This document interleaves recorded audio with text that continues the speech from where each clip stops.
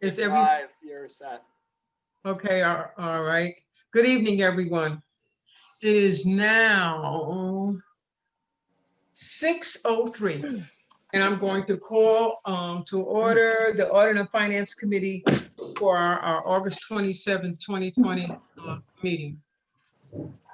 It's been raining all day, so I guess we're ready to roll on and do everything that we got to do. So I want to start out by taking a roll call. Would you do that for me, Mr. Brandon? Are you there? I am. All right, would you take care of that for me? Sure thing, Madam Chair. Chair Willingham. For 8 minutes and 46 seconds. Mr. Peter. Here. French fries are delicious. Mr. Joyce is present. Mr. O'Brien. O'Brien. All right. Mr. Mayo. Ms. Lakakis. Yes. Mr. Bergdorf. Here. Mr. Grimm.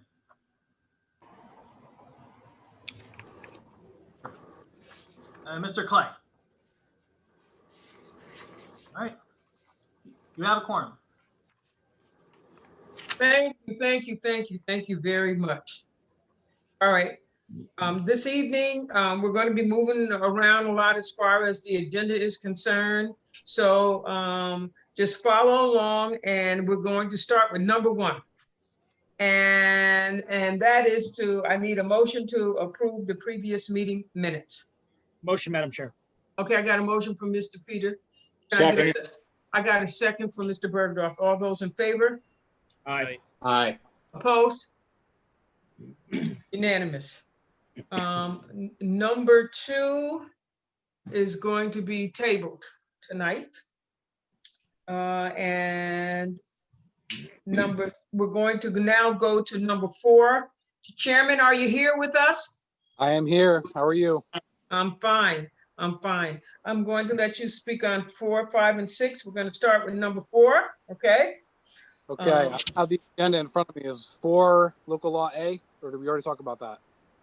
No, we're starting with local law E. Okay, just so everyone knows, local law A is being withdrawn. Obviously, we can't pull that off this year, and we'll take it up next year if necessary. Local law E, local law F, and local law G are all renewals, and I ask that the committee move this out with a favorable recommendation. Madam Chair, I'd like to make a motion if there's no questions. Okay, so Brandon, can I ask you something? Are we no, okay, we all right. So 4, so you spoke about E, F, and G, is that correct? Yes. Okay, so we're going to take individual votes on the 3 of them. So local law E, I got a motion from Mr. Peter. Yes, ma'am. Can I get a second? Second. I got a second from Mr. Bergdorf. All those in favor? Aye. Opposed? Unanimous. Madam Chair, can you hear me? I can hear you now. Yeah, this is Legislator Grimm. Just make sure but there's a problem with my hookup, but I'm present. Okay, Mr. Grimm is present. Madam All right, okay, so now we're on to F. I need a motion. Motion, Madam Chair. I got a motion from Mr. Peter. Can I get a second? Second. Okay, I got a second from Mr. Bergdorf. Okay, I just want to make sure that everybody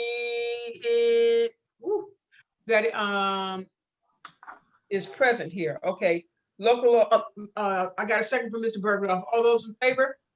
Aye. Aye. Opposed? Unanimous. Local law G. Can I get a motion? Motion, Madam Chair. Okay, I got a motion from Mr. Peter. Second. Second.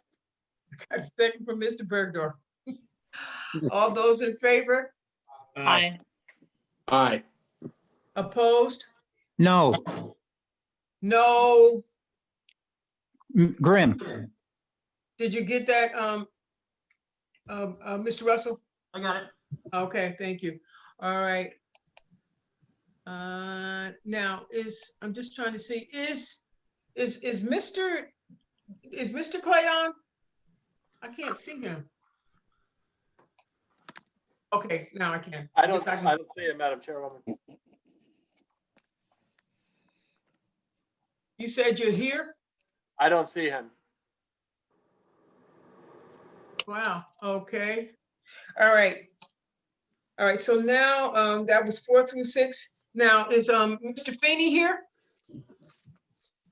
I do not see Mr. Feeney. Okay, so we're going to, go on with, 10. Chairman, are you going to address number 10? Yes, I will. Okay, number 10, requesting the Albany County Comptroller and the Commissioner of Human Resources to review the Albany County rules and regulations for employees and provide recommendations concerning timekeeping practices. Thank Yeah. you. Our proposal is that the comptroller and the Department of Human Resources work together to find language to affect the changes to the rules and regulations related to the timekeeping issues on the audit of the comptroller. This isn't anything new. When we implemented the Kronos time system, we asked the Commissioner of Human Resources to propose changes to allow for the implementation of the timekeeping system. Since the comptroller is the author of the audit, her input is certainly of really great value to us. We've talked to the comptroller and the Commissioner of Human Resources, and they are both comfortable with reporting back to us in 45 days. So I'd ask that the language be amended to reflect that. Madam Chair, Peter, I would like to make a motion to put this forward with a favorable recommendation, and I had asked staff to add myself as a sponsor. all right. And just to just one more point, Madam Chair, I think it's very important that we have the comptroller and HR be the authors and be the owners of the changes and the reforms that we're trying to enact, given the audits. There are some good ideas being used about, but I think just being able to review something within 45 days is going to help us greatly. Given everything that's going on with the budget and with the pandemic and all the issues that arise through the days and weeks and months, I think it's important that the experts handle this and come to us with recommendations for changes. Mr. Chairman? Thank you. Mr. Okay, Chairman, quick no, question. no, there's no Mr. Chairman right now. It's, Madam Chair. Oh, Madam Chair, I have a question for Mr. Chairman. Okay, all right, Mr. Bergdorf. Andrew, will they report to the entire legislature in 45 days or? Yes. Yes. So everybody will get a copy of it. Oh, of course. Yep. Okay, and will contain legislative recommendations. Well, I think everything needs to be taken under consideration. I spoke with the minority leader a couple of days ago, and we understand that there have been some recommendations made. Given, understand we're all the talent and all the resources we bring to bear to any issue. But I think anything and everything's being taken under consideration in terms of the recommendations they make to us. Okay, thank you. Are there any other questions? Yes, Madam Chair? Okay, Mr. Grimm. Yes, my hookup didn't work in the beginning of the meeting. Can you tell me what happened to item 3? If you weren't on in the beginning, I said that we would be moving around. Okay, All right. so item 3 hasn't come up yet? No, it has not. Correct. Okay, thank you. Are there any other questions of the sponsor here? Okay, if not, can I get a motion? Madam Chair, I had a motion with a Motion on favorable the floor. recommendation. Excuse me, let's start over again. The motion? Who was that? Madam Oh. Chair, I had a favorable recommendation motion on the table. Oh, okay, I'm sorry. All right, can I get a second? Second. All right, I got a motion from Mr. Peter and I got a second from Mr. Bergdorf. All those in favor? Aye. Is this with the Aye. amendment, Wanda? Is this with the 45 days amendment? Yes. Okay, yes, aye. All right, so opposed? Unanimous. Thank you. Thank you. All right, thank you. Now we will move on to number 7 and 16. Mr. Slatsky, are you with us? I am here. Okay, all right, we'll start with number 7, amending the resolution number 512 for 2017 regarding the project labor agreement for the Albany County Nursing Home Project. Yes, this is the project labor agreement. There's no changes to the labor agreement. This is just an extension, which will continue to hold the construction company, Jerson, responsible to adhere to all of the labor agreements that are part of his contract. Thanks, Chuck. Mr. Chair, It's only a date change. Madam Chairman, question. Mr. Bergdorf. Larry, is there any change in the construction schedule? No, I put the date out where I did, even though the project will conclude, all contracts will conclude December 31st, 2020. We're expected to have a completion date in the beginning of November.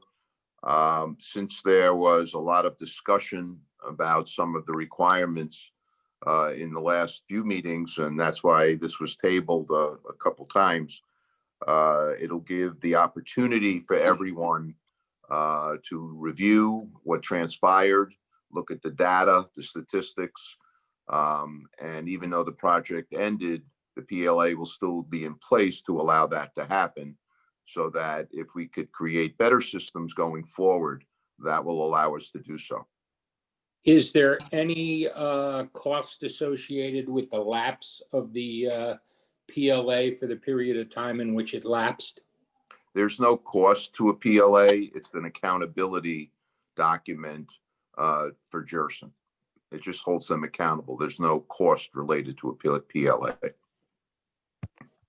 So question? Yes. Did we get the information that we were talking about in the prior meetings about the actual results of the PLA to date? I have submitted that information to the office. It's my understanding that it was distributed. Yes, that information we rectified. I mean, this has been on committee for a few months now, legislative caucus. So not only were we able to, this is going back several months now. So when the initial issue was discovered, the back information that had been provided was provided to legislative black caucus, and every month since then, which I think 3 or 4 months, maybe even more, the update's been provided. I just provided the last. I usually get it around the 5th, anywhere between 5 to 10 days into the next month. So it's around the 5th to 10th of August. Please don't hold me to the exact date. I forwarded the last update. Okay, Mr. McLaughlin, would you identify yourself for those that are watching? Sorry, Mike McLaughlin, County Executive's Office. I'm here. Sorry. All right, thank you. Thank you. Madam Chairwoman? Yes, Mr. Peter? Yes, sorry, if I could, one of the things that we've been talking about consistently on this is the need for better updating throughout the PLA process. Chairman of the Black Caucus, Bill Clay, has spoke exhaustively on this, and I think many people in this committee have also talked about being a part of the conversation in the early phase. So one of the big things was that we can get a report that late in the game people did not meet their criteria, but there should be work and planning with both the finance committee as a whole, as well as with the Black Caucus, to try to meet those MWBE goals. So I know we've been in talks with, under Chairwoman Willingham's leadership and Chairman Bill Clay's leadership, we've been working with majority staff on sort of how we'd like to see PLAs operated in the future, with reporting requirements specifically on MWBE requirements, as well as sort of the tactics they're using to try to recruit and inform to meet their targets. So, that's something that we're looking at moving forward, and I think is important as we, there's been a lot of conversation, I think, a lot of people who were disappointed in how the process went through this time. Madam Chairwoman?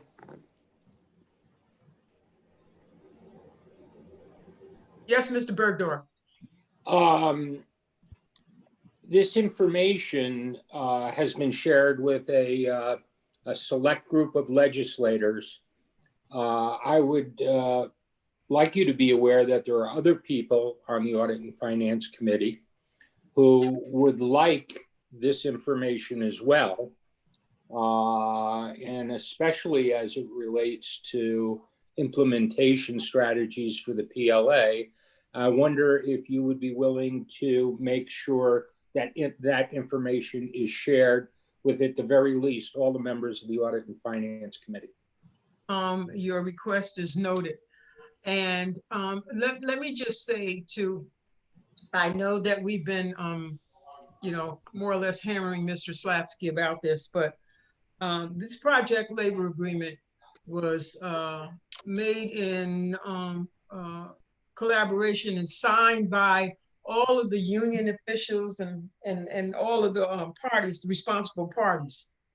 And one of the main things that this project labor agreement was also responsible for, it says number 6, furthering public policy objectives as to improved employment opportunities for minorities, women, and economically disadvantaged in the construction industry. And so I bring that back up simply to state that we know that the numbers, have not been met. I am going to, with the permission of the chair of the Legislative Black Caucus, Mr. Clay, we will and are willing to move this out tonight, but with some of the recommendations that Mr. Prater brought up. There needs to continue to be open communication to ensure that information is sent to all interested parties. And we expect that in the future, with any other project labor agreements that we have, that the executive's office will ensure that information is disseminated properly. If for any reason, the numbers and the quotas are not able to be kept, we should be notified ahead of time. Fine. Hello? I'm sorry. At any rate, and I think that's been the biggest problem with this. And we feel that, there was not a good faith effort given. So we know that, we need to move forward so that they still have some rules that they're supposed to be following anyway. And I hope from now until the end of this project that we are kept informed, everyone is kept informed of the numbers and the quotas out at the nursing home. So, Madam Chair, am I correct in assuming that you say you noted my request? Yes. Will it be shared with the members of this committee? Absolutely. Absolutely. Thank you very much. I appreciate it. All right. With that, I'll take a motion. I'll do a motion, Madam Chair. Okay, I got a I'll motion. second. And I have a second from Ms. Lakakis. All those in favor? Aye. Aye. Opposed? Unanimous. Thank you. Thank you.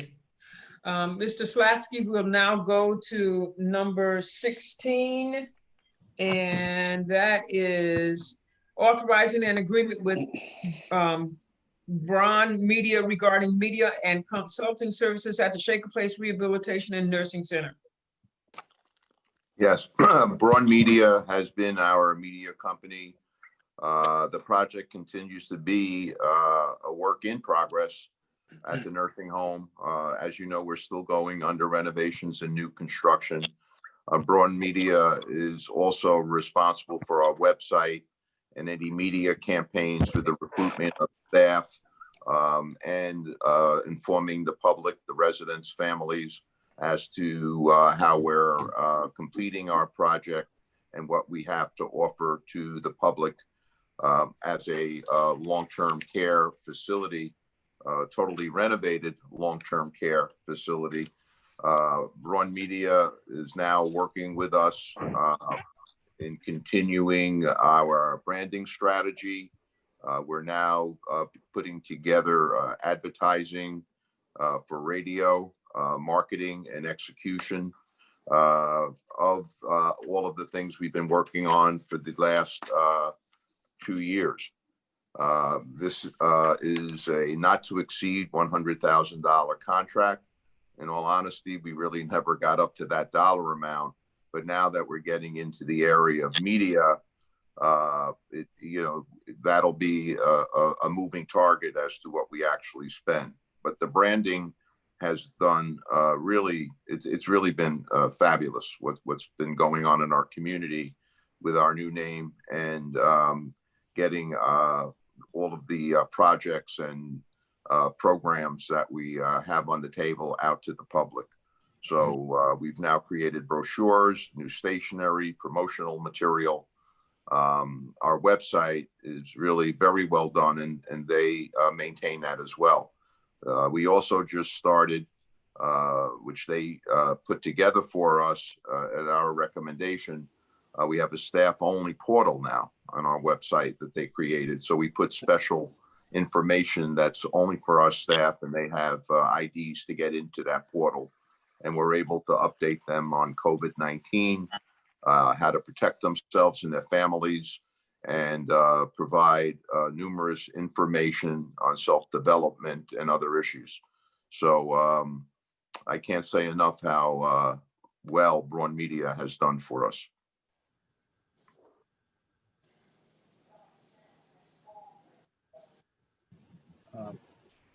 Madam Chair, Mr. Peter? if there are no further questions, I'd like Madam to. Chair, I have a Okay. question. Okay, Mr. Grimm. Thank you, Madam Chair. Larry, my concern is they were brought on to help us get more residents in the nursing home, right? Correct. I Well, understand COVID has put well, a snag in that, but have we really gotten our money's worth given that we don't have as many residents as we'd like? well, they really weren't brought on to bring more residents into the nursing home. Isn't that what branding is about? Our feeling was that it was really everything else other than actually bringing residents into the nursing home. Clearly, the pandemic has really devastated the entire healthcare industry, and very specifically nursing homes, so long-term care facilities. We're going to have to recover from that, and this is a time where you really need media to get that done. We're holding our own now at around 170 residents. By November, the new 3 wings will be open. That means all 6 wings will be open. We hope to get everyone downstairs. Then everyone's living in a new environment. They'll be able to have social distancing, which they really don't have up in the high rise. And more than ever, we need a media company to get that word out. My concern is branding is building your reputation so people want to do business with you. That's what branding is. And I understand the restrictions that COVID has placed on this endeavor, but I'm curious as to what they're exactly doing, given that we're not adding residents, which is ultimately, isn't that the outcome that we're looking for? Well, we really haven't focused on the resident population yet.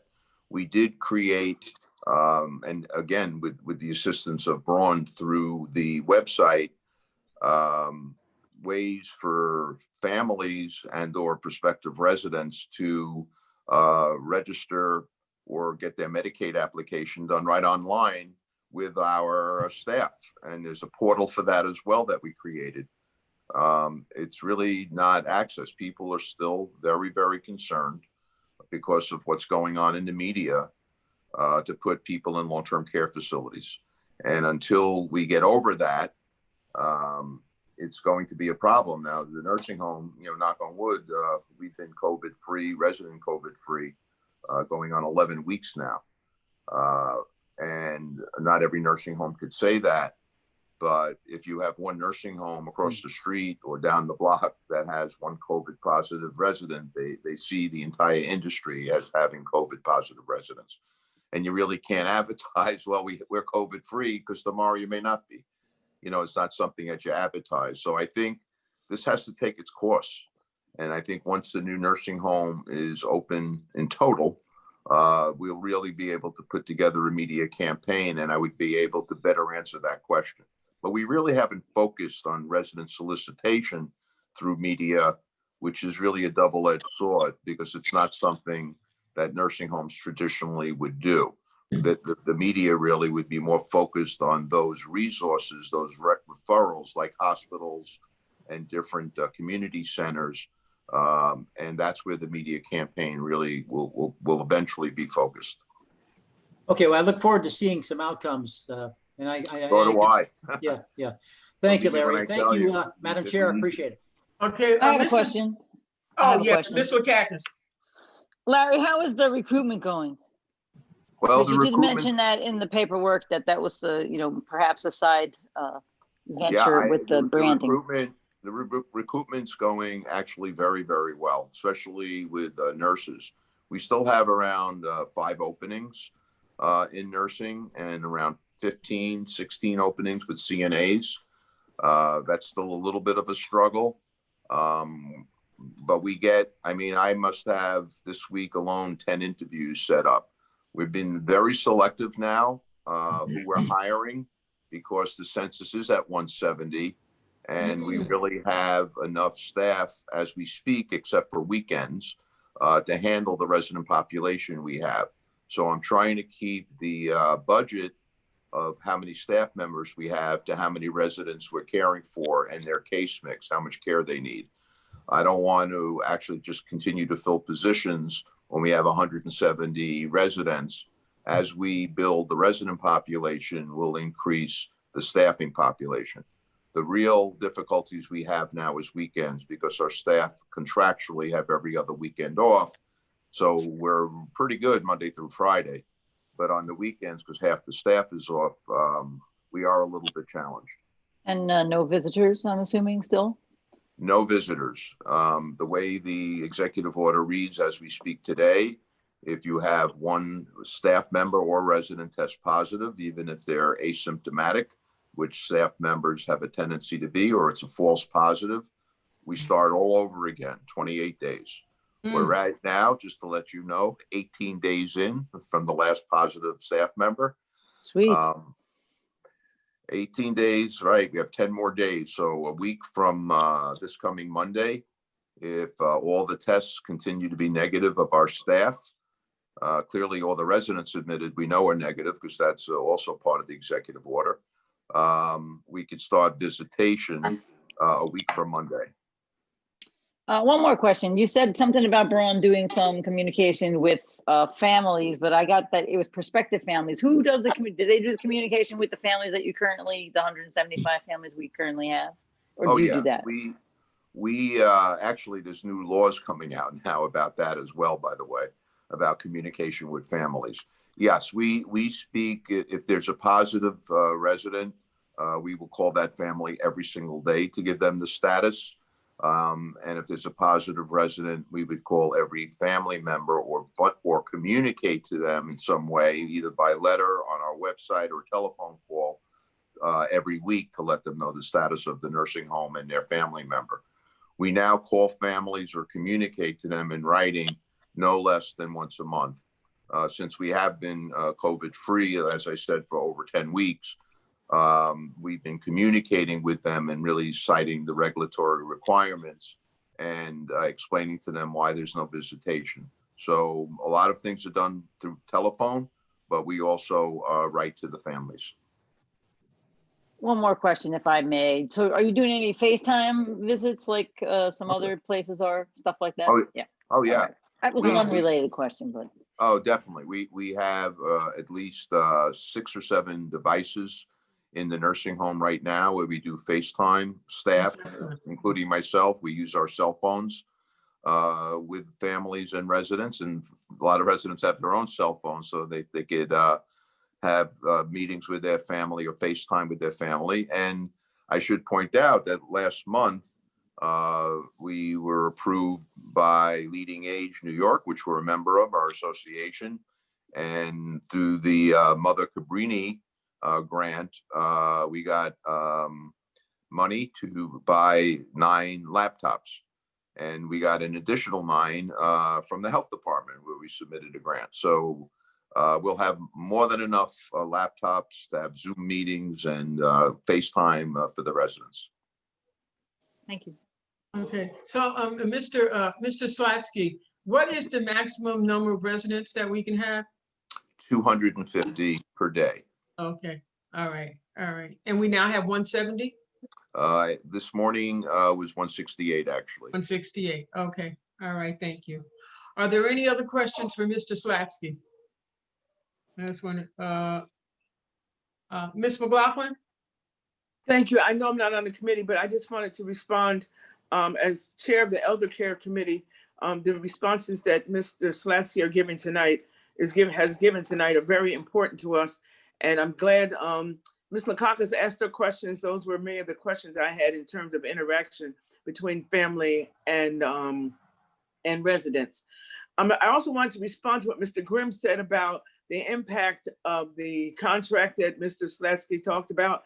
I would just say, just in terms of the impression, the community impression of the nursing home since the rebranding has been very positive. So I want to say that is an outcome that I see and can feel out in the community. So even though he's concerned about rising numbers, we have to take into consideration the situation we're in right now globally with the pandemic, and that may have more of an effect than branding. So I just want to thank them for what they have done to enhance the community impression of the nursing home, or Shaker, what's called Shaker Ridge. Take a place. Shaker Take a place. Place Yes. Shaking Rehabilitation Place. Center. Yeah, for branding, man, let's get that right. I just wanted to add that. I'm sorry. Right. Thank you. Thank you, Ms. Madam Chair. McLaughlin. Mr. O'Brien? Yeah, I'd just like to second Matt's motion to move this along. Okay, any other comments? All right, so- Madam Chair, Mr. Clay? let me apologize. I thought we were on at 6:30, and so I'm not sure where you are. I don't have an agenda. I don't have the agenda in front of me. We're talking about the, what were we talking about? Communications. Yes, the communication for the nursing home. That was, we're on item number 16. Just to authorizing an agreement with Braun Media regarding media and consulting services at Shaker Place. Oh, okay. That's All what right. that's what we're talking about. All right. So we did not get, again, I apologize. I don't have the agenda in front of me, but we did not get to the resolution that deals with any of the construction out there. Yes, we did. Yes, we did. Let me do this. Let me take the motion and the vote on number 16. And I'll get back to you. Okay, so I have a motion from Mr. Peter and I got a second from Mr. O'Brien. All those in favor, let them know by saying aye. Aye. Opposed? Unanimous. Now, I'm sorry, Mr. Clay, that the time for the meeting was changed from 6:30 to 6 o'clock. And so Mr. Slasky is still present. And, Yeah, I'm here. And he did speak on the project labor agreement. And we did pass it out. Now, if you have any comments, I'd be willing to accept them now, though. Since it was our fault that, you didn't get the change in time. Well, thank you, Madam Chair. I don't want to hold up the meeting. I do have some questions in regards to the PLA, but please go ahead with the meeting, and I'll deal with those later. Thank you. All right, thank you. Now we'll go on to number 8. Sheriff Apple, are you present? Okay, thank you. Yes, ma'am. Thank you. Okay, all right, so this is what we're gonna do. We're gonna take number 8, and then we're going to take number 9, since they both go together. Mr. Thalen, will you be speaking on number 9? Yes, Madam Chair, I'll be here, but take the sheriff first here. He's been waiting around. Okay, absolutely. Now, number 8, adopting an amendment to the capital program for 2020 through 2024. All right, I've got that as 12, 13, and 14. Wait a minute. Oh, I'm sorry. I'm so sorry. You're absolutely right. Amending resolution number 513 for 2019 regarding bond funding for emergency 911 communication center. Madam Chairwoman, this is more or less verbiage. As you know, we've, hold on, I'm on the side of the road and there's a train coming by. Okay, wait a minute. Excuse me. Excuse me. Yep.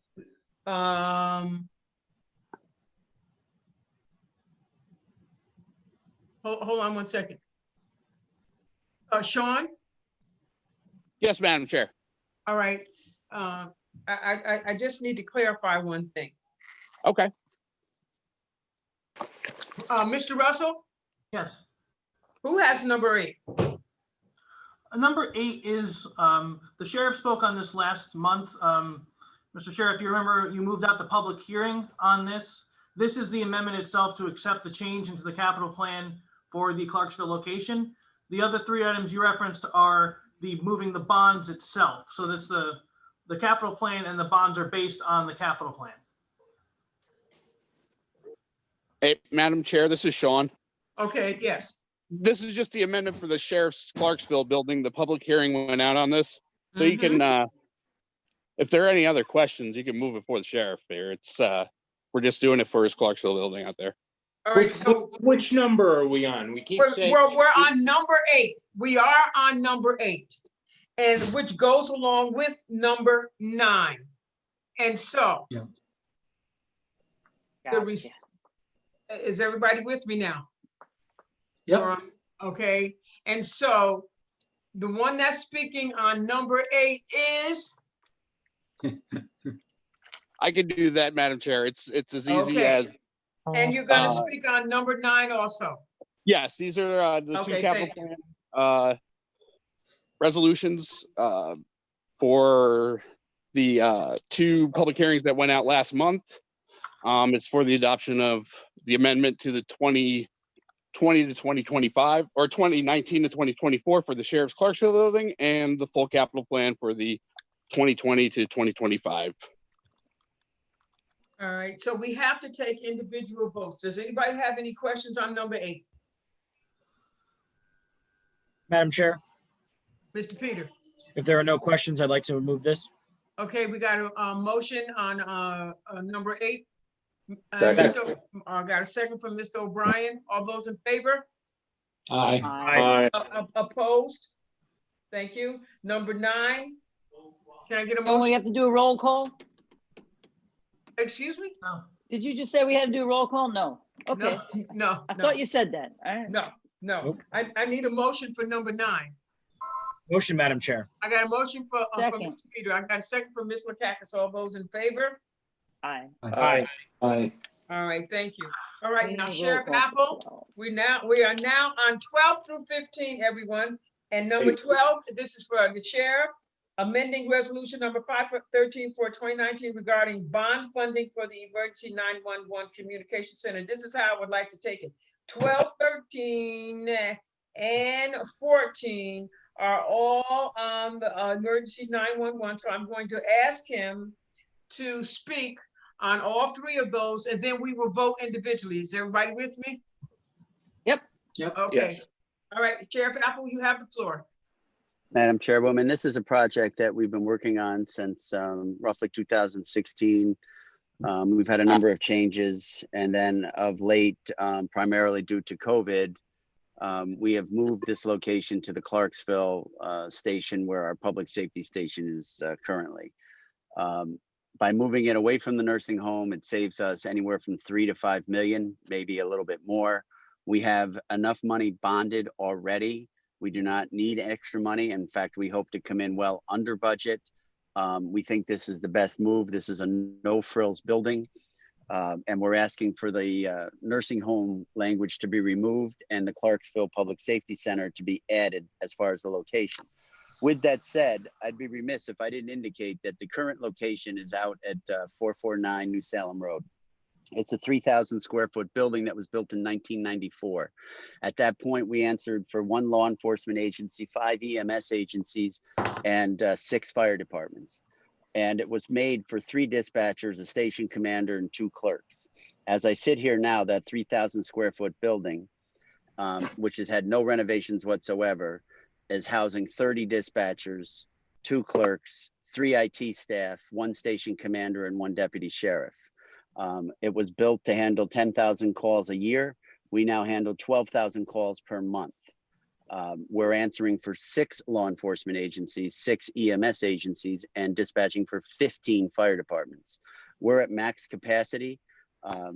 I know there's some grumblings about building at this time, and I understand that. And trust me, I understand where everybody is coming from, but we should be dispatching from the new location at this point.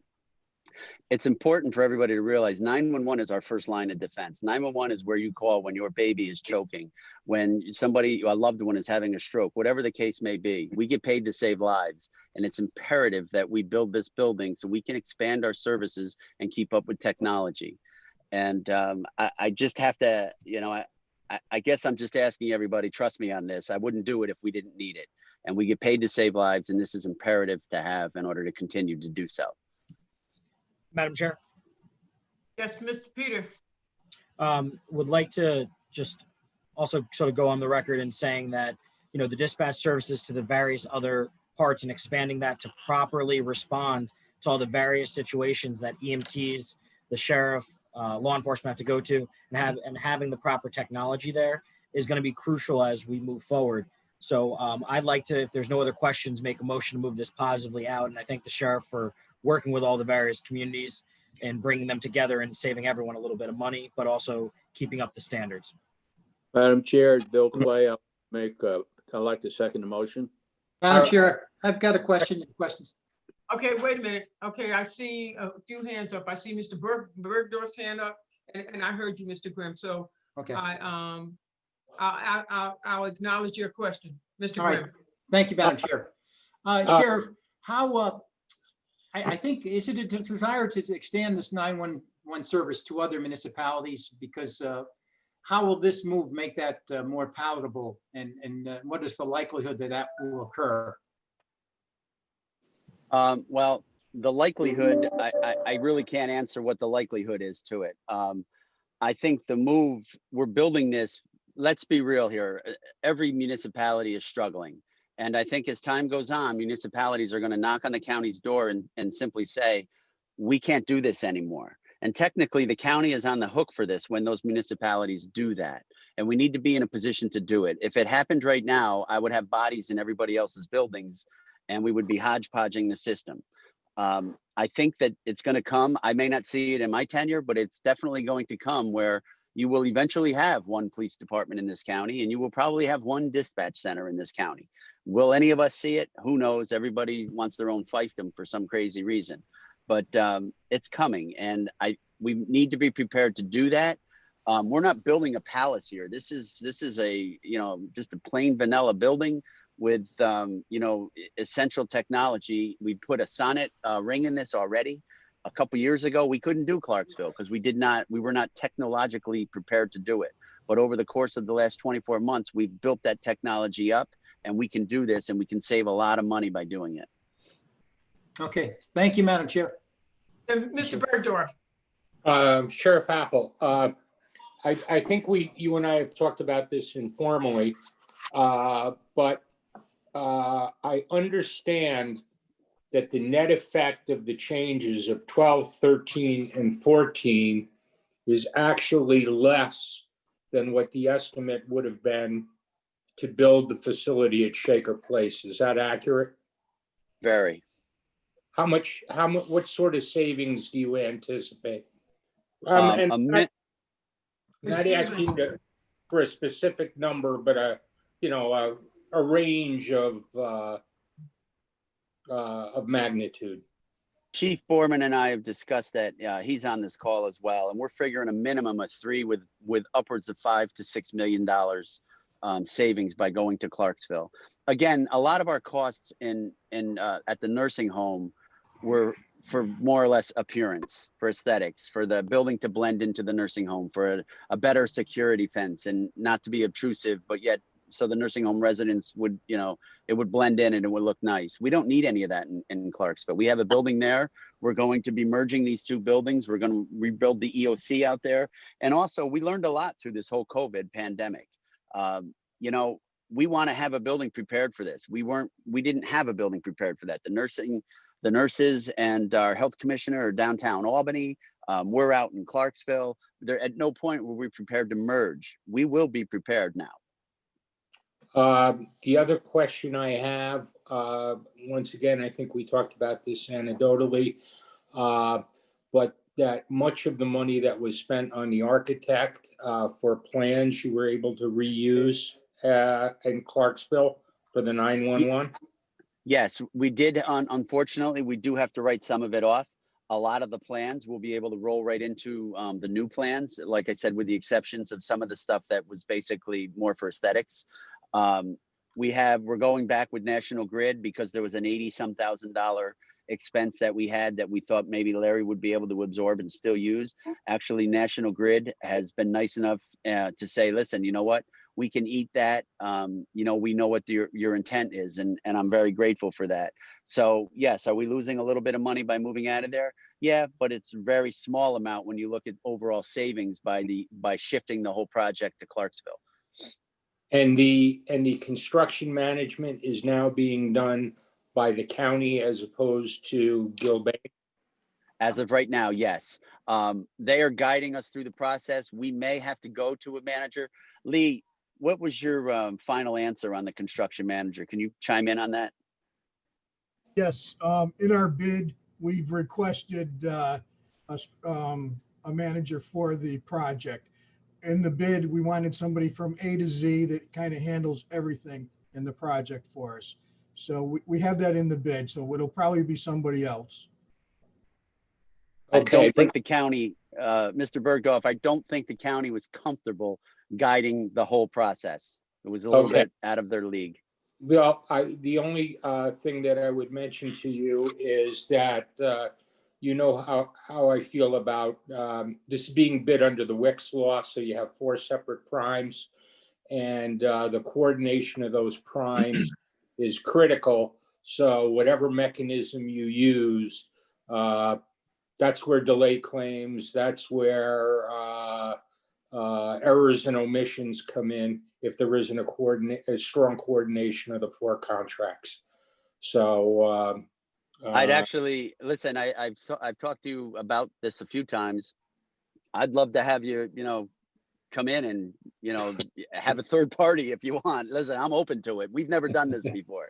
So I thank you for your input. So we do have to take, since these are bonds, we have to take individual votes. So Mr. Peter has made a motion for number 12, and I believe, and Mr. O'Brien second. Okay, so on number 12, okay, I got a motion and I have a second. All those in favor? Aye. Aye. Opposed? Unanimous. I now need one for 13. Madam Chair. I got a motion from Mr. Peter. I got a second from Ms. Lakakis. All those in favor? Aye. Opposed? Unanimous. Number 14. Motion. I got a motion from Mr. Peter. I got a second from Mr. O'Brien. All those in favor? Aye. Opposed? All right, thank you. Now, on number 15, Sheriff, amending the 2020 Sheriff's Office budget, EMT and paramedic services. Yes, ma'am. We have a number of open EMT, full-time EMT and paramedic positions that we have not been able to get candidates for. Needless to say, our part-timers are kind of pulling double duty. We're getting low in our part-time line, so I'd like to shift money from the full-time positions into the part-time line. Madam Chair. Not asking for more money, just moving money. Okay, thank you. I got a, is that a motion? That is a motion, Madam Chair. I got a motion for Mr. Peter. I got a second from Ms. Lakakis. All those in favor? Aye. Aye. Opposed? Unanimous. Thank you very much, Sheriff Apple, for your time. I mean, just working yourself. I see right there in your car. I hope you're able to make it home tonight. I'm going to a meeting in Queens Town Hall right now. So thank you all. I appreciate your support. All right. Take care, Sheriff. Thank you, Sheriff. All right. We are now on to number 11, and I think I see Ms. Orth. Are you going to be speaking on that for the DA's office? I will, Madam Chairwoman. Okay, amending the 2020 District Attorney's Office budget, criminal justice reform. Yes, ma'am. So obviously, January 1st, 2020, there were a host of criminal justice reforms that occurred. And since then, there have been more. What was it, June 12th, there was an executive order 203 that was passed, as well as the repeal of 50A. And what those laws and it did, is add more responsibilities to the investigative arm of the district attorney's office. So what we are looking to do is we have 3 positions that we are going to give up this year as well as next year going forward. We're going to zero them out. New positions. This is a budget neutral amendment resolution, and the 2 new positions will be a criminal forensic auditor who is a civilian and an inspector who is an officer. What repeal of 50A did is it basically means that police records are now public, which is creating an interesting issue for us, because we have to now, as a result of the criminal justice reforms of 2020, ask police officers if they have anything in their history, in their criminal, in their misconduct history that would be relevant to any criminal proceeding that they might be testifying in. They say yes, they say no, and we have to turn those materials over to the defense. Now media or public are able to get all of those records, a lot of those records, because of 50A. And what we've been seeing recently is we will get no's from police officers. The media will request the same records, and then there's yeses in them. And so we have told the court, based on what the officers have told us, that there are no records of interest. And yet the public, the media, defendants, defense attorneys, judges are reading about that in the paper. And so there's a lot of research and change that needs to happen so that we can comply with the criminal justice reforms in terms of police records.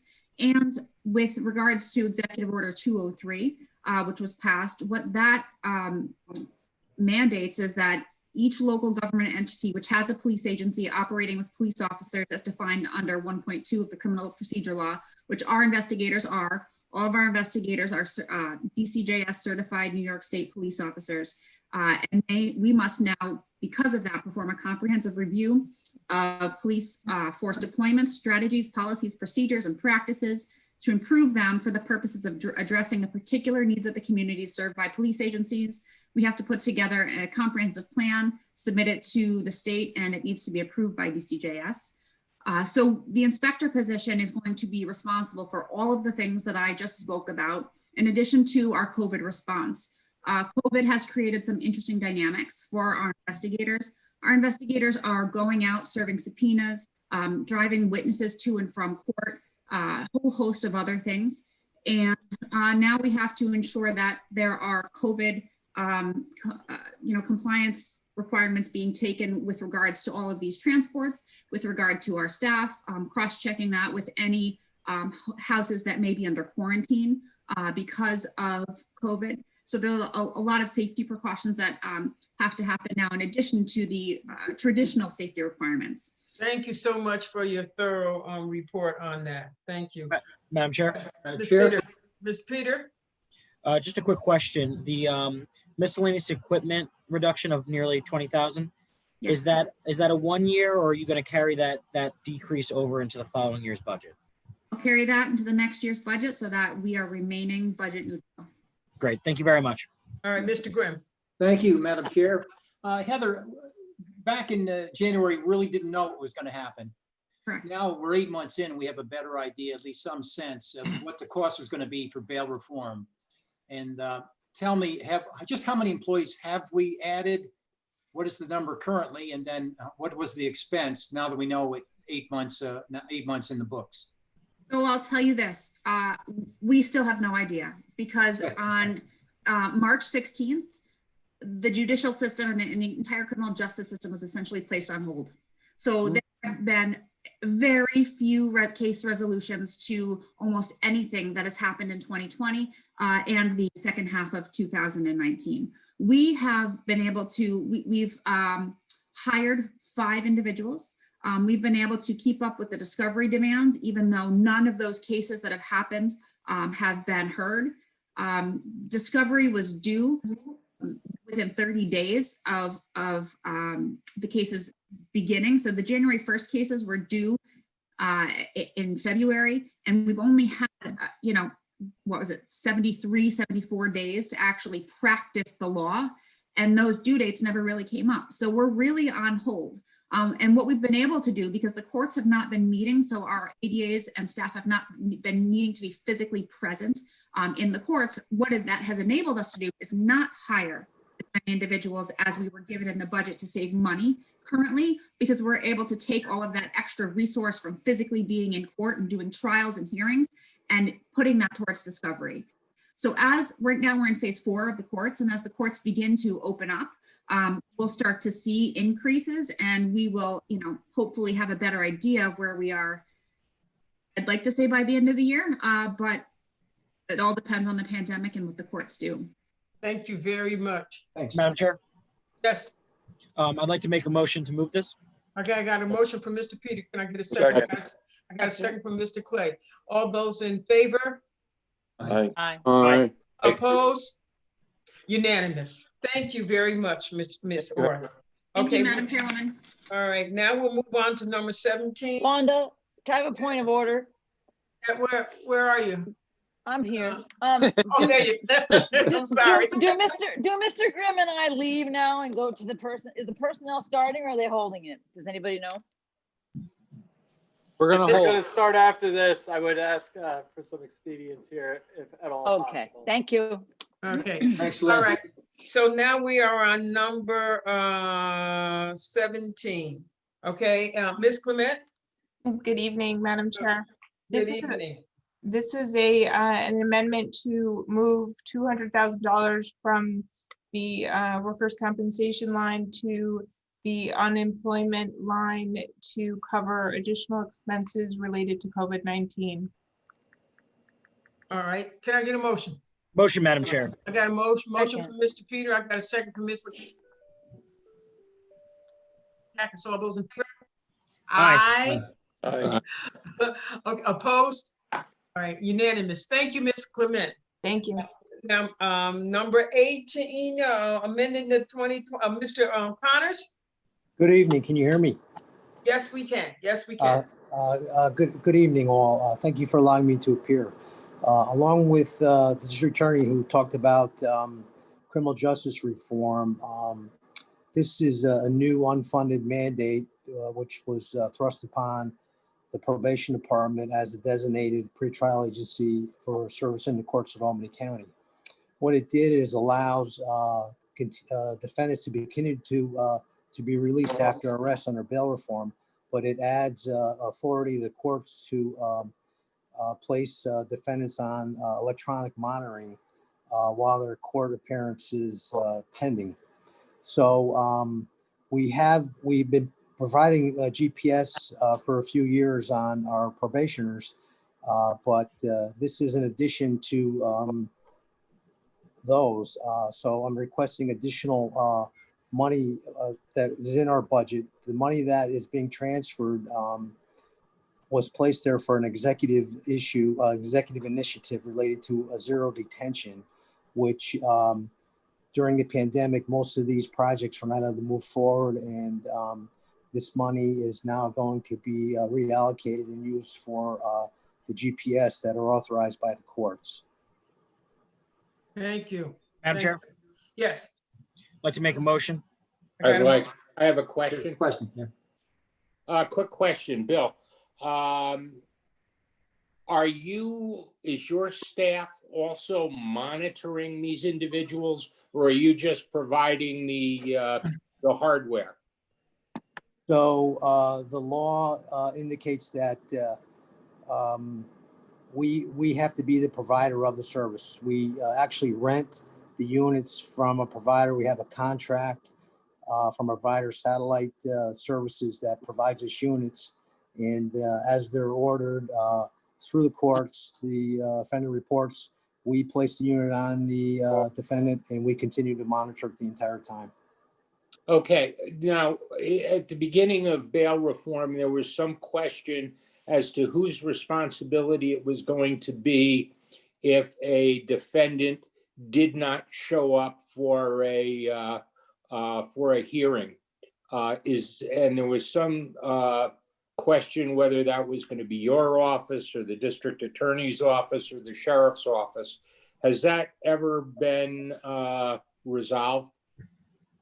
I'm not sure if it's been a definitive answer, but in most situations, if defendant fails to appear at a court appearance, the court issues a bench warrant, and that bench warrant is returned to the original arresting agency who arrested the person.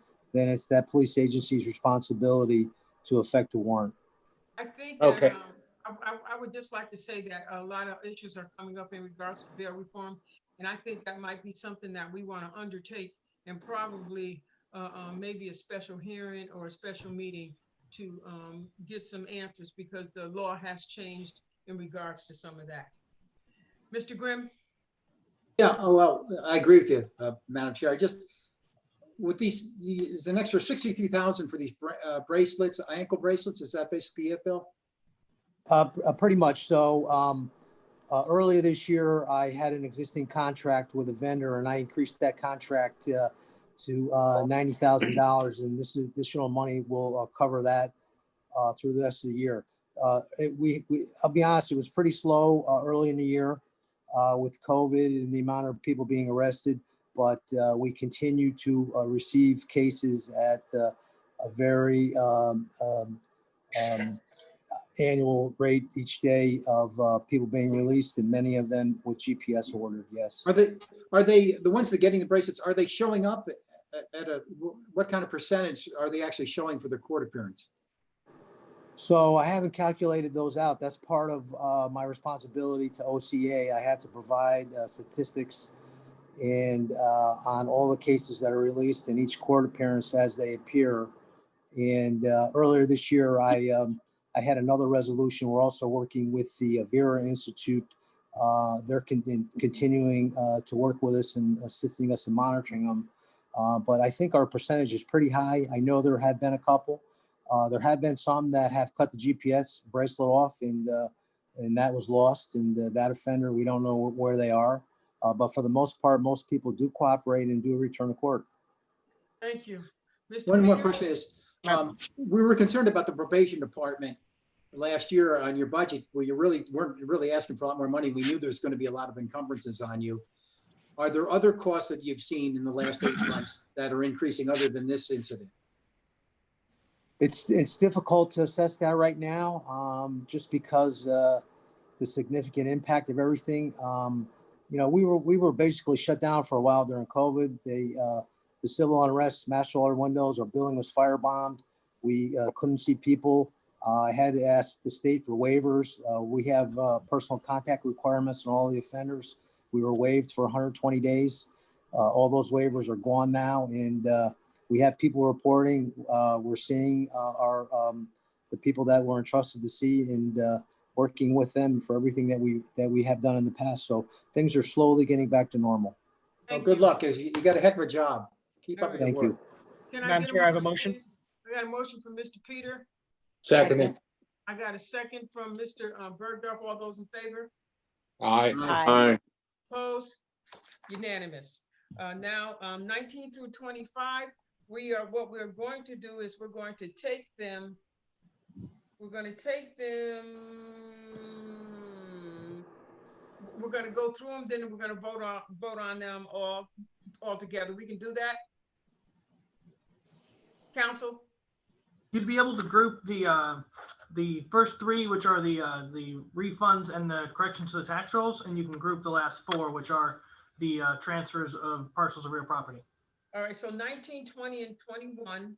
I'll have Maggie, Ms. Alick speak on that, and then we'll group it together and vote on them. Thank you, Ms. Alick. You.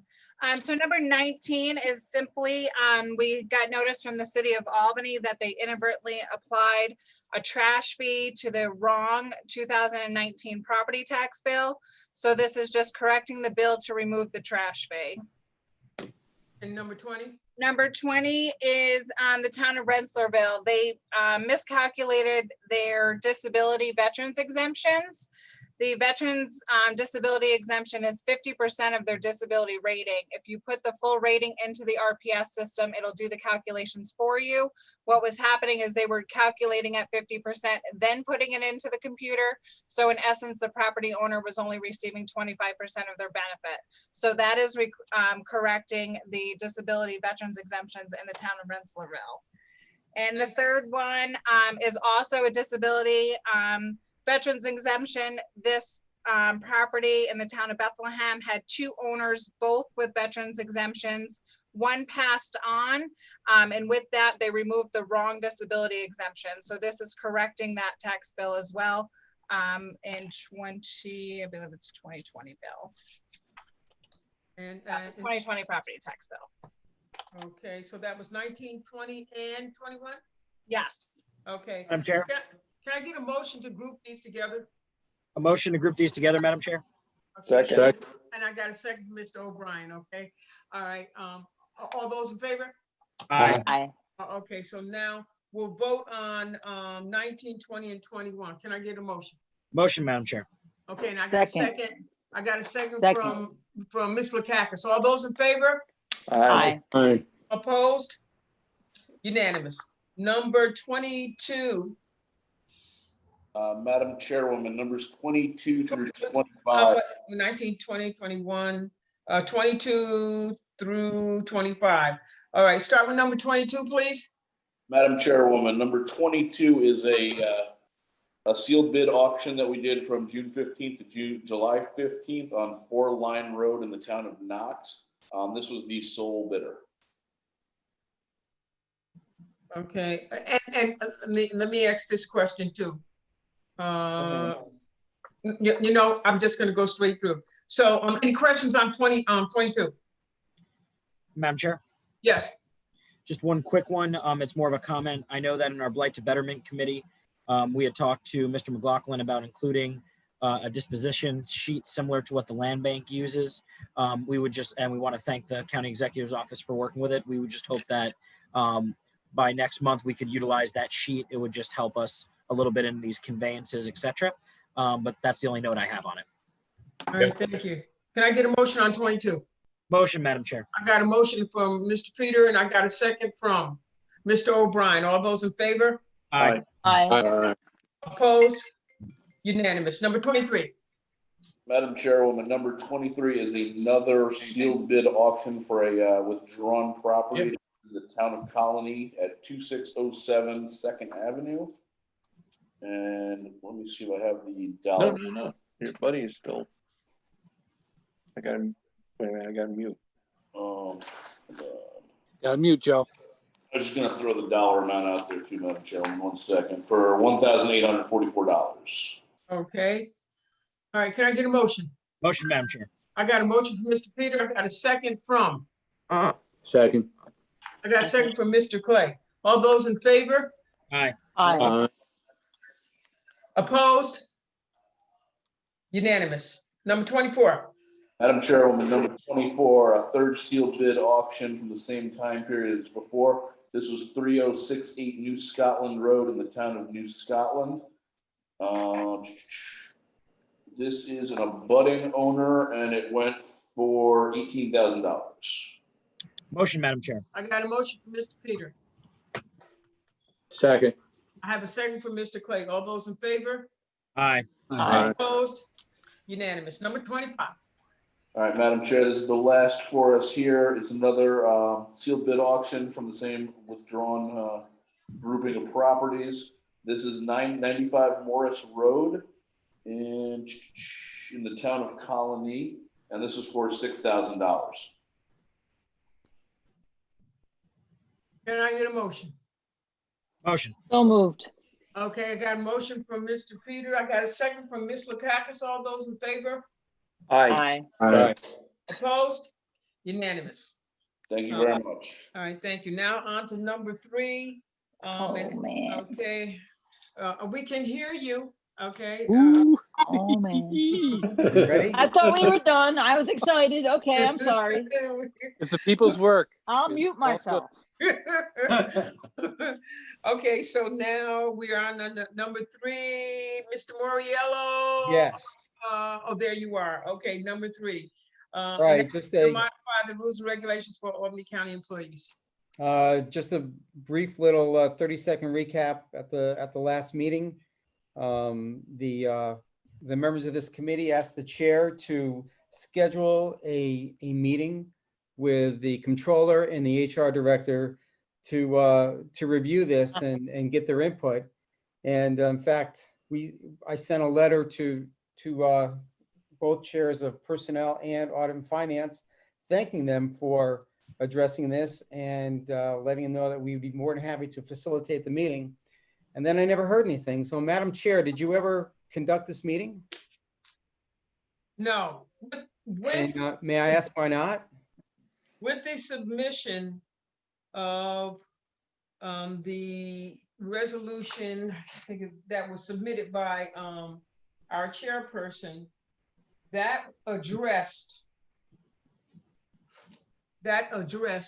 what your concern was. And so with that said, that being done formally, it's important that, you know, we do want to hear from the department before we start changing policies and so forth. But I feel that the resolution that was submitted by the chairperson, you know, on this 276 is going to address your concerns. All right. Well, the only thing I'll say to that is it would have been nice if you showed some courtesy and respect to your colleagues and maybe reached out to me and said, well, due to the submission of this other resolution, we decided to hold this. And it would have been nice to hear that. At least I would have known in advance. So, you know, next time, if you could afford that courtesy to me, I'd greatly appreciate that. But Well, I formally apologize to you right now, openly. Go ahead, Mr. Moriello. Okay. All right. I accept your apology. With that said, what I decided to do is obviously the submission of 276 was a direct result of our submission here of 243. And that's fine. I mean, we have to get this done. Had we not submitted ours, maybe we'd still be sitting on our hands. I think the constituents of Albany County expect us to do what's right and to react to the audits that were done, whether it was completed by the controller. But I think it's also important to remember and understand. In fact, you can with counsel here, you could put me as a co-signer to 276 as well. I'd be more than happy to go on that with the chair and Happy to have you, Frank. But with that said, if you recall, the controller said she was not going to address the political aspects of the allegations from the former controller. She was just going to address time and attendance. So in my resolution here, I address both time and attendance as well as working on political campaigns during county time. So what I have done with my resolution is I've gone ahead and I've removed all the time and attendance language from this. I've actually pared it down to just address that one element, and that is to prohibit employees from engaging in political campaign work while on the county clock. So this resolution is no different than what I submitted last month, other than taking out all the language concerning time and attendance. So I think I would imagine everyone in the legislature and on this committee would expect, you know, I would think that they would agree that we do not want our employees working on political campaigns during county time. So what I'd like to do this evening is I'd like to move this forward and send this out for a vote. It's essentially the same, just took out all the time and attendance language. Madam Chairwoman. Madam Chair. Okay, first, Mr. Peter. So speaking of courtesy, you know, I mean, I received the edited version of this, I believe 4 minutes before this meeting started. And in it, I don't believe that the definitions that you talked about were defined, the political definitions, political work, things of that nature, nor I believe reviewed with the HR, the head of HR, which would make sure that those definitions that you used are specific to things that can be actually dealt out with as far as punishments and review and things of that nature. I believe that what I would respectfully ask is that this gets tabled until the conclusion of the HR and the auditor looking at the various instances, and we make sure that it's consistent. The HR language is consistent with what else can be done in the county, so that we're not approving something that cannot be implemented correctly. And that I would respectfully that, but if not, you know, I understand it is absolutely your right to move this. But I would say that I'm not comfortable without HR, the county's HR weighing in on language, and having only received it about 6 minutes before the meeting started. I'm not comfortable moving this out with anything but a negative recommendation if you're not willing to table it till we get the 45-day report as illustrated in the unanimous 276 we all just put out. No, I don't think you understood. The controller and the HR director intentionally did not address working on political campaigns during county time. They came right out and said that they were not going to address this issue. So this will not be in their report. They're only going to address time and attendance. They are not going to address this at all. Madam Chair? Mr. Grimm. Thank you, Madam Chair. Yeah, I think Mr. Mariello is trying to work with the majority. He has simplified this resolution from the previous one. He's amended it to just to one point. That is no campaign work on county time. I don't think that's something that needs to be studied. I think that should take about 5 seconds for us to agree on that. Now, we've also voted for the chairman's version to study the timesheet issues. So we're trying to be as cooperative as possible. Mr. Mariello has amended his to simplify his resolution. And we also voted to study the timesheet issues along with the chairman's recommendation in his resolution. So I think we should move this tonight, and I make a motion to move this. Sorry, I already have a motion on the floor. Okay, so I didn't hear a now, motion. I didn't hear a motion on the floor. I said I specifically said if the sponsor was not You willing said to table you this. said you might consider. Mr. it. Grimm, gentlemen. Okay, one person at a time is going to talk. You said you didn't hear it. He's responding to what you said. He did make a motion to table it. He did I do said that. if the sponsor was not willing to table it, then I make a motion. Yeah, that's not the same thing. That's not the same thing. He did not make a motion. I made the second. motion. The motion is on the floor. Okay, Madam okay, Chair. all right, stop. Okay, so we'll go back to Mr. Peter to verify what he said. Do you have what is your motion? Please repeat it. So my motion was that if the sponsor did not table it, that I make a motion to move it out because that's the right of the sponsor with a negative recommendation. He did, second that motion. that's what he said. And now, okay, so now Mr. O'Brien second the motion. Madam Chair, you didn't recognize his motion. Excuse me. Point of order. Point of Wait order. a minute. Point of order. You did not recognize his motion. He made it contingent. It wasn't a motion. I've made the motion. I expect that to be recognized. Counsel. Yes. All right. Can you respond to his point of order, please? My understanding is that Mr. Peter made a motion which has now been seconded and recognized by the chairwoman. Madam Chairwoman? Madam, I have something to say. Just so, let me say this, just so that we don't get confused, because I did allow you to speak, Mr. Grimm. Okay, and I did that out of courtesy, because I always try to allow for all those that want to speak. Okay, and so now there is a motion on the floor, all right, and it has been seconded. All right, so now I want to move on the motion. Madam Chairwoman, I've had my hand up before Mr. O'Brien seconded, and I was not recognized. And the sponsor has had his hand up prior to Mr. O'Brien seconding anything, and he was not recognized. Excuse me, I had a question in to council. They responded and said that it was valid. So I can, excuse me, I can take a vote on this, on his motion. Is that correct? Council? Yes, I believe so. Okay, all right, and that's what we're going to do. All right. What is the motion? Repeat the motion, Mr. Peter. Motion is for a negative recommendation, but to be moved out at the request of the sponsor. Not, sorry. As is being moved out, a negative recommendation. And it was second. Are we ready to take a vote? Yes. All right. So all those in favor of a negative recommendation, let it know. Aye. Aye. And who is that? That is Mr. Peter. Who else? Joyce. Mr. Joyce, O'Brien, O'Brien, Mr. Clay, and myself.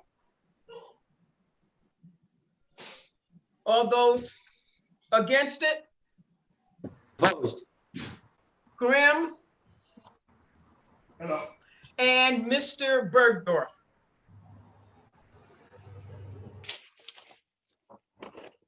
The motion passes for a negative recommendation. Mr. Moriello?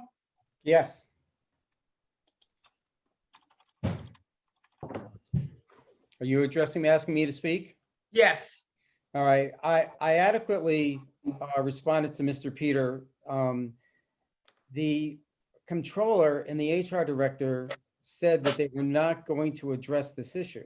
So this issue is not on the table. They are not going to bring it up. And if they're not going to address this issue, why are we waiting for them to address this issue when they're not going to do it? Okay, I'm sorry. Ms. Lakakis? I was hoping you wouldn't notice that I didn't vote.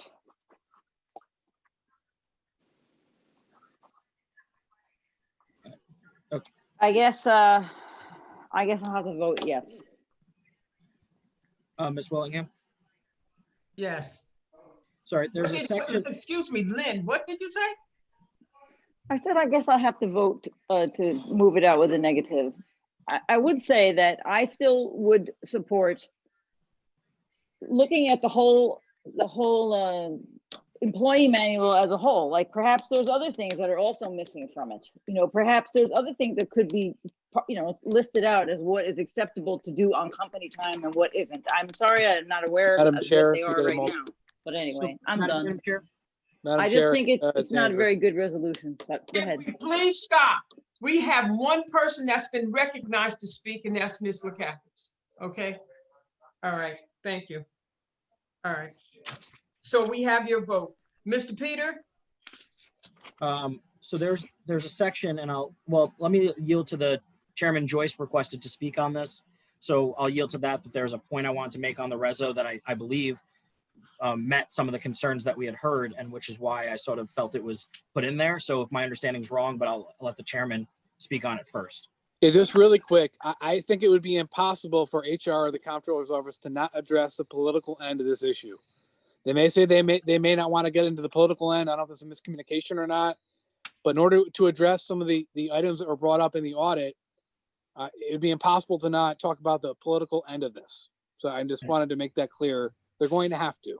And so, Madam Madam Chair, sorry, I apologize. Mr. Peter? So there's a part in the resolution which I thought addressed this, which said, resolved by the Albany County Legislature that the Albany County Comptroller and the Commissioner of the Department of Human Resources are hereby requested to conduct a review of the issues presented in the Comptroller's final report and to report back to the Albany County Legislature on potential modification to the rules and regulations for Albany County employees regarding the current timekeeping process, and be it further that the certified copies go. I assume that would have to deal with, you know, a time attendance of policy would have to deal with outside employment, what you're allowed to do on the time cards. Like, again, and that's what I thought was incorporated in here. And if I'm wrong on that, you know, I'm happy to talk more about it, but that I thought would meet on those concerns, because it specifically talks about all surrounding issues. And since it is a timekeeping issue, if someone is working a political or a second job on county time, it would be included in this reso. And I don't really care what people like other people had said they're willing or not willing to do. We've asked for a review of these policies as brought up in the audit, which I believe would include what Mr. Moriello was saying. Okay, let me say this, and I'm not trying to ignore you, Mr. Moriello. Okay, first of all, let me say that the motion passed with a negative recommendation 6-2.